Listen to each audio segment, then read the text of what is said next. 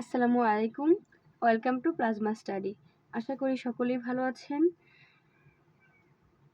আজকে হচ্ছে সংখ্যা চ্যাপ্টারটির উপর আমার দ্বিতীয় লেকচার। তো প্রথম ক্লাসে আমরা সংখ্যা চ্যাপ্টারটির কিছু ইংরেজি মূল শব্দ নিয়ে আলোচনা করেছিলাম।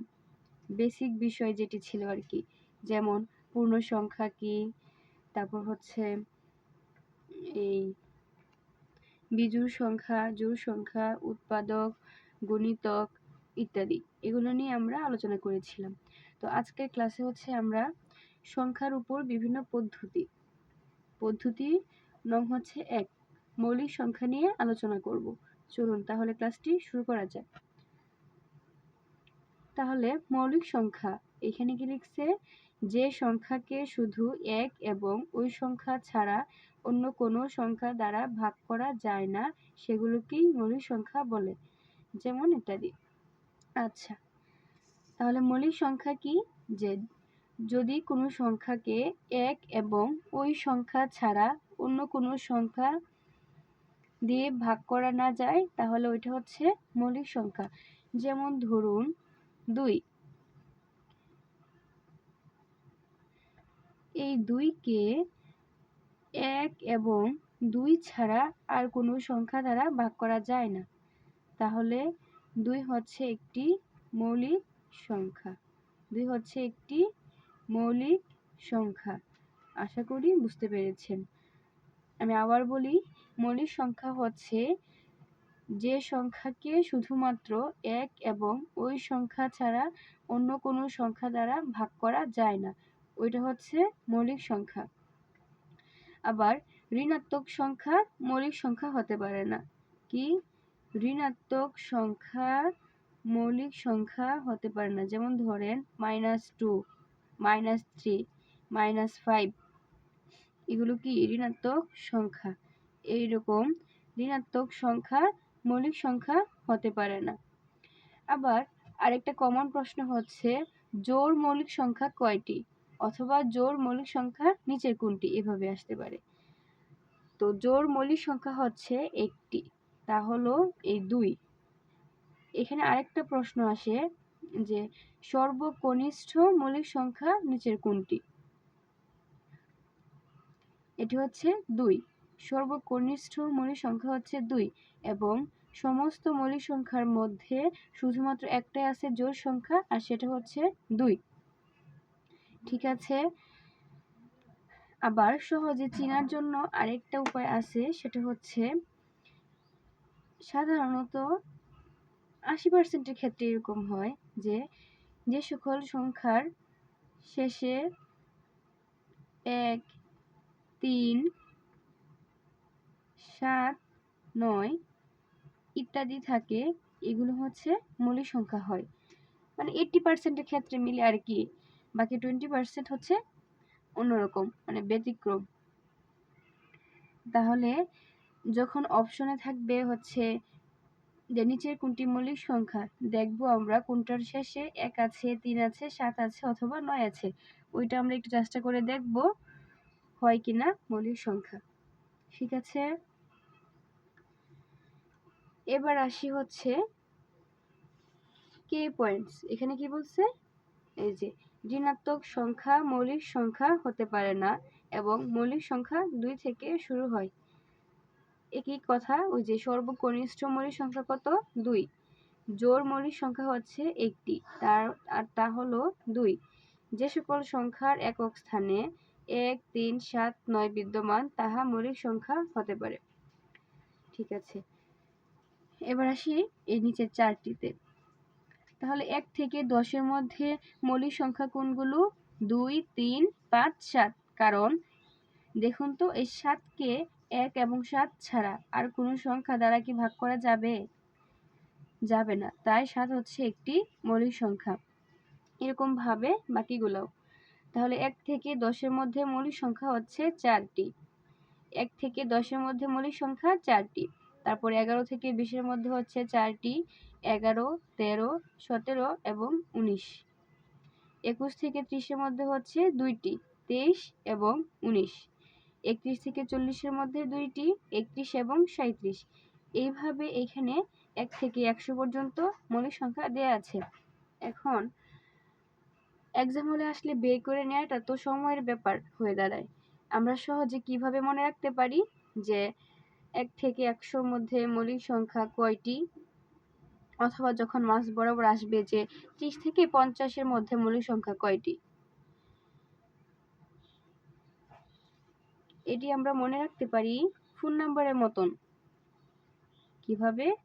ধরুন 44, 22, 32, 23, 21।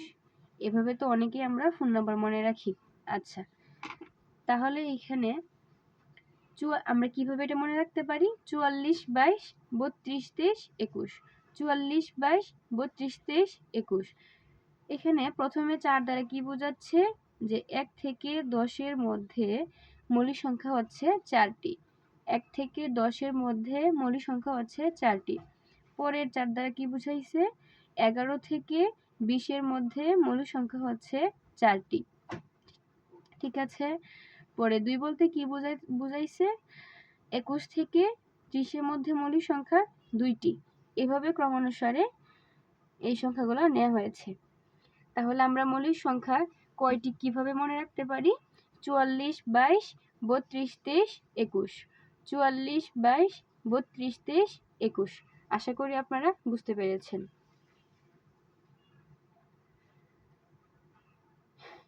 যে 1 থেকে 100 পর্যন্ত টোটাল মৌলিক সংখ্যা হচ্ছে 25টি। কয়টি? 25টি। 1 থেকে 100 পর্যন্ত মোট মৌলিক সংখ্যা হচ্ছে 25টি। এখন যদি তাহলে প্রশ্ন আসে যে 1 থেকে 30 পর্যন্ত মৌলিক সংখ্যা কয়টি, তখন আপনারা কিভাবে বের করতে পারেন সহজেই?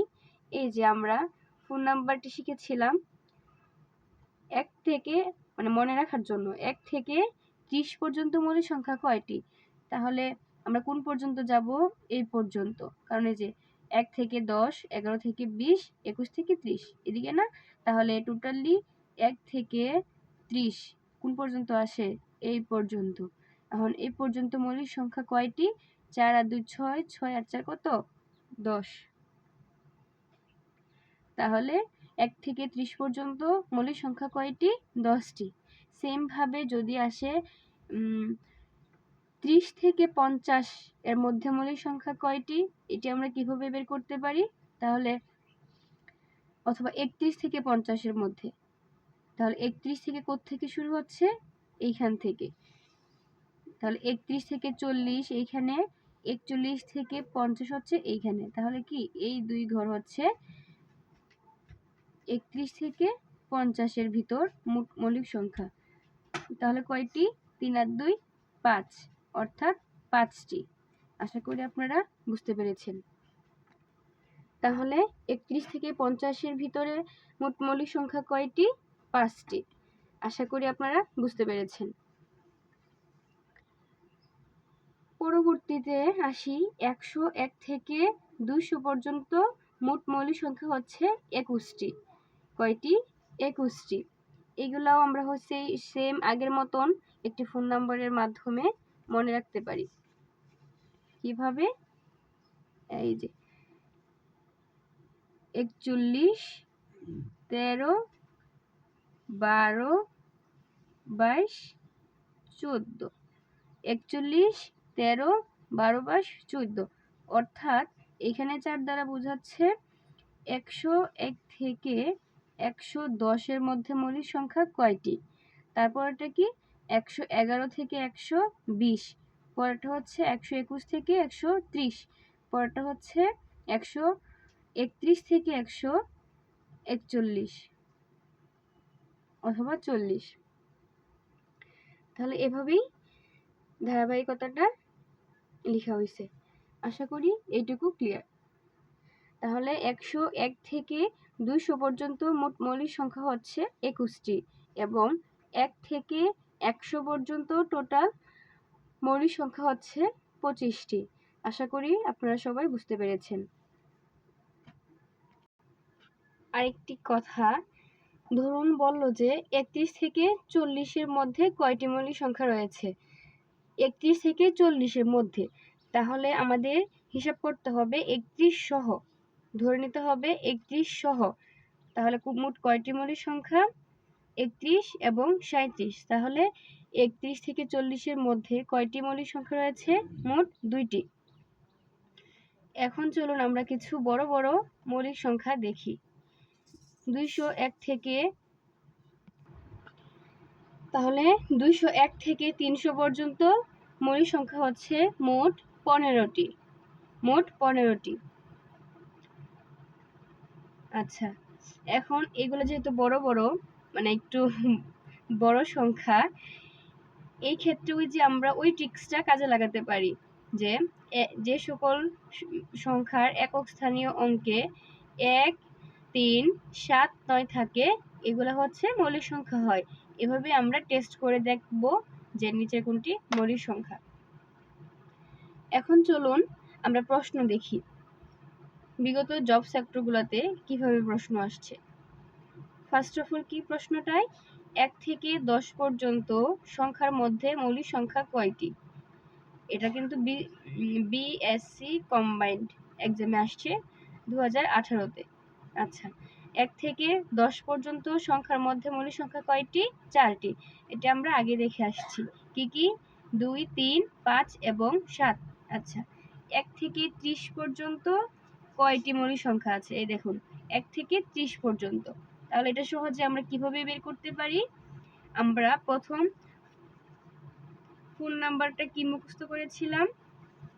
প্রথমে যে 44, 22, 32, 23, 21, 44, 22, 32, 23, 21। এখন বলছে 1 থেকে 30, তাহলে যে আমি তো আগেই বের করে দেখাইছিলাম 1 থেকে 30-এর মধ্যে মৌলিক সংখ্যা কয়টি? এই যে 4 আর 4 8, 8 আর 2 10, অর্থাৎ 10টি। আমি একটু আগে ওটা বুঝাইছি।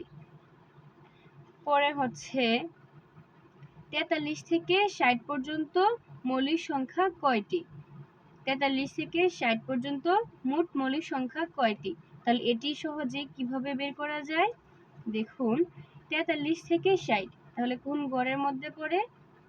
এখানে যদি 30 পর্যন্ত হয়, এখানে হচ্ছে 31 থেকে 40, তাহলে এই ঘর থেকে শুরু, 3 থেকে, এখানে হচ্ছে 41 থেকে,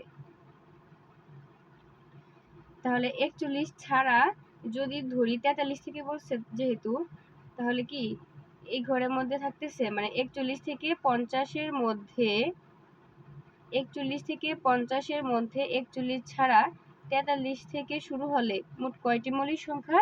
2টি, 43 এবং 47। তাহলে এই ঘরে হচ্ছে 2টি, আর যেহেতু বলছে 60 পর্যন্ত, তাহলে এই ঘরে হচ্ছে 50 পর্যন্ত, এখানে হচ্ছে 51 থেকে 60 পর্যন্ত। কয়টা মৌলিক সংখ্যা? 2টি। আর এখানে হচ্ছে 43 থেকে 50 পর্যন্ত কয়টি মৌলিক সংখ্যা? 2টি। তাহলে 2 আর 2 4, অর্থাৎ 4টি। তার মানে 43 থেকে 60 পর্যন্ত মৌলিক সংখ্যা হচ্ছে 4টি। এভাবে আমরা বের করব। 30 থেকে 80 এর মধ্যবর্তী বৃহত্তম এবং ক্ষুদ্রতম মৌলিক সংখ্যার ব্যবধান। তাহলে 30 থেকে 80 এর মধ্যবর্তী বৃহত্তম এবং ক্ষুদ্রতম মৌলিক সংখ্যার ব্যবধান। তাহলে 30-এর পরপরই মৌলিক সংখ্যা কত আছে? 31। বলছি কি যে 30 থেকে 80 এর মধ্যে মৌলিক সংখ্যার কি বের করতে বলছে? ব্যবধান, মানে পার্থক্য। তাহলে 30-এর পরে কত আছে? 31, মানে সর্ববৃহত্তম এবং ক্ষুদ্রতম বলে দিছে। তাহলে 30-এর পরে কত? 31, আর 80-এর আগে কি আছে? 79। 79 হচ্ছে একটি মৌলিক সংখ্যা। তাহলে 79 হচ্ছে বৃহত্তম মৌলিক সংখ্যা 30 থেকে 80 এর মধ্যে, আর 31 হচ্ছে ক্ষুদ্রতম মৌলিক সংখ্যা। এখন ব্যবধান বের করলে কত হয়? তাহলে 79 মাইনাস 31, টোটাল কত বের হইছে? তাহলে 48। তার মানে ব্যবধান কত? 48। এটা হচ্ছে আনসার। এবার আসি পরেরটায়। পরেরটা কি বলছে? 10 থেকে 60 পর্যন্ত যে মৌলিক সংখ্যাগুলোর একক স্থানীয় অঙ্ক 9, তাদের সমষ্টি কত? 10 থেকে 60 পর্যন্ত যে মৌলিক সংখ্যাগুলোর একক স্থানীয় অঙ্ক নয়। আচ্ছা, তাহলে ফার্স্ট অফ অল আমরা দেখি 10 থেকে 60 পর্যন্ত কি কি মৌলিক সংখ্যা আছে। 10 থেকে 60 পর্যন্ত কি কি মৌলিক সংখ্যা আছে যেগুলোর একক স্থানীয় অঙ্ক হচ্ছে কত? 9।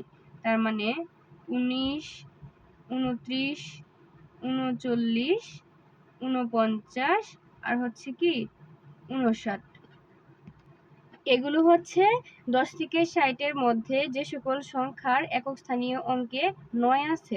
কিন্তু এই সংখ্যাগুলোর মধ্যে 39 এবং 49 মৌলিক সংখ্যা কিন্তু নয়, কারণ 49কে 7 দ্বারা ভাগ করা যায়, 39কে তো এই যে 13 অথবা 3 দ্বারা ভাগ করা যায়। তাহলে মৌলিক সংখ্যা কি কি রয়েছে? 19, 29 আর হচ্ছে 59। এখন প্রশ্নটাতে আমার কি বলছি যে 10 থেকে 60 পর্যন্ত যে মৌলিক সংখ্যাগুলোর একক স্থানীয় অঙ্ক নয় তাদের সমষ্টি কত? সমষ্টি মানে কি? যোগফল। সো এই সবগুলোকে আমরা কি করব? যোগ করে দিব। তাহলে যোগফল কত হয়? যোগফল হচ্ছে 107। যোগফল হচ্ছে 107। এটা হচ্ছে আনসার। তাহলে 10 থেকে 60 পর্যন্ত যে সকল সংখ্যার একক স্থানীয় অঙ্কে 9 থাকে এই মৌলিক সংখ্যাগুলোর যোগফল হচ্ছে 107। এটা হচ্ছে আনসার। পরবর্তীতে কি বলছে? নিচের কোনটি মৌলিক সংখ্যা নয়?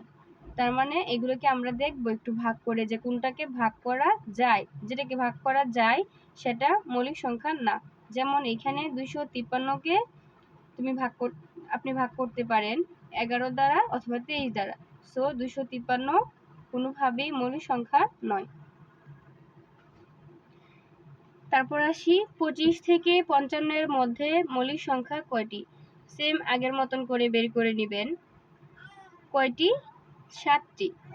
যেহেতু বাকি প্রশ্নগুলাও এই মৌলিক সংখ্যার যেগুলো বুঝাইছি এগুলোর মধ্যেই পড়ে, যেমন ধরুন এই যে বৃহত্তম এবং ক্ষুদ্রতম মৌলিক সংখ্যার ব্যবধান, তারপর হচ্ছে নিচে কোনগুলো মৌলিক সংখ্যা, এগুলোই আসছে।